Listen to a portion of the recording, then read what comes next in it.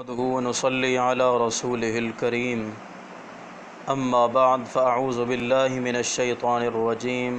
بسم الله الرحمن الرحيم لا تقربوا الزنا انه كان فاحشا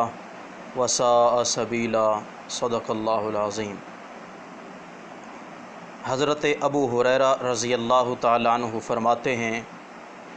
آپ صلی اللہ علیہ وسلم نے فرمایا، ثلاثۃ لا یکلمہم اللہ یوم القیامۃ ولا یزکیہم ولا ینظر الیہم یوم القیامہ ولہم عذاب علیم، کہ تین آدمی ایسے ہیں کہ قیامت کے دن جن سے اللہ کریم کلام نہیں فرمائیں گے، ولا یزکیہم، نہ ان کو معاف کریں گے، گناہوں ان کے گناہ معاف بھی نہیں ہوں گے، ولا ینظر الیہم، اور نہ ان کی طرف اللہ رب العزت نظر رحمت نظر کرم فرمائیں گے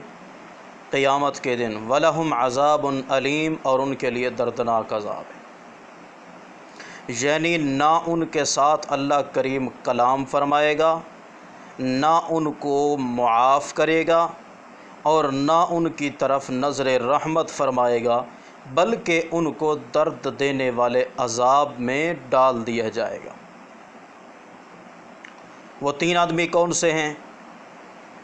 احدہم، ان تین میں سے پہلا آدمی،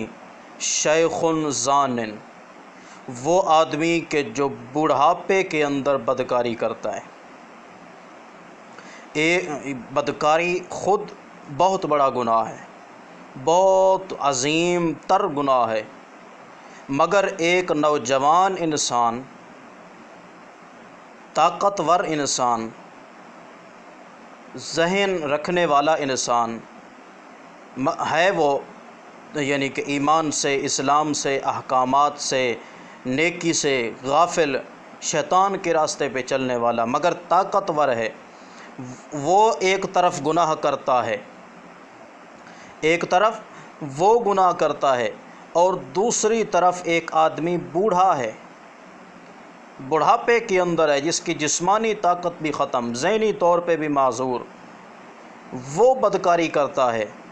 تو اس نوجوان کی بدکاری کرنا بھی گناہ ہے، مگر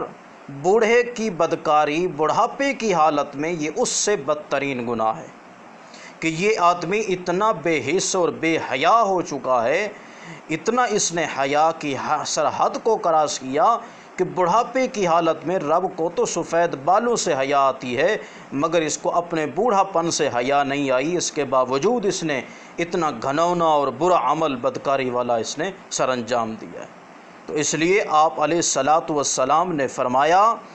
کہ اس آدمی سے، یعنی جو بڑھاپے کے اندر بدکاری کرتا ہے، اس آدمی سے قیامت کے دن اللہ کریم کلام بھی نہیں فرمائے گا، گناہ بھی اس کا معاف نہیں کیا جائے گا، اور اس کی طرف نظر رحمت بھی نہیں فرمائیں گے۔ اللہ ہمیں محفوظ فرمائے۔ اور دوسرا آدمی، ملک کذاب، وہ بادشاہ جو جھوٹ بولتا ہے۔ عام انسان جھوٹ بولتا ہے، اس جھوٹ سے اپنا مقصد دنیاوی حاصل کرتا ہے، کوئی فائدہ حاصل کرتا ہے،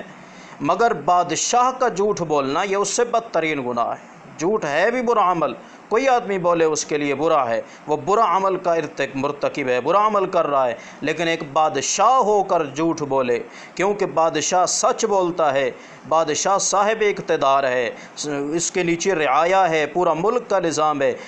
اس کے سچ سے، اس کے کلام سے نظم و نسق ہے، اگر وہ سچ بولتا ہے تو سچ کا اثر پوری رعایا پر پڑے گا، جھوٹ بولے گا تو جھوٹ کا وبال پوری رعایا پر پڑے گا، نحوست پڑے گی۔ تو اس لیے آپ اللہ کے رسول نے فرمایا کہ جھوٹ بولنے والا بادشاہ بھی قیامت کے دن اللہ کریم اس کی طرف بھی نظر رحمت نہیں فرمائے۔ اور تیسرا آدمی، عائل مستکبر، کہ جو غربت کی حالت میں، افلاس کی حالت میں تکبر کرتا ہے۔ ایک آدمی جاہ و جلال والا ہے، مال والا ہے، نسب والا ہے، حسب والا ہے، دنیا ہے اس کے پاس، اقتدار ہے، وہ تکبر کرے تو ایک ذہن مان لیتا ہے یہ بھی برا کام، تکبر کرنا، یا ایسا آدمی جو صاحب اقتدار ہے، مال و دولت والا ہے، وہ تکبر کرے، وہ بھی گناہ کر رہا ہے۔ مگر ایک آدمی غریب ہے، مفلس ہے، مال بھی نہیں ہے اس کے پاس، اقتدار بھی نہیں ہے، اس کے باوجود وہ تکبر کرتا ہے، تو یہ اس سے بڑا گھناؤنا عمل ہے۔ تو اس لیے آپ نے فرمایا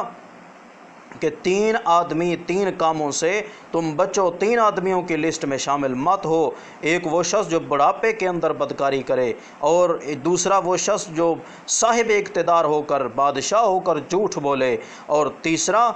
مفلس اور غریب ہو کر تکبر کرے۔ ان 3 شخصوں سے اللہ کریم قیامت کے دن نہ کلام فرمائیں گے، نہ ان کو پاک کریں گے، معاف کریں گے، اور نہ ان کی طرف نظر رحمت کریں گے، بلکہ وَلَهُمْ عَذَابٌ علیم، ان کو درد دینے والا عذاب دیا جائے گا۔ اللہ تعالی ہمیں ان تینوں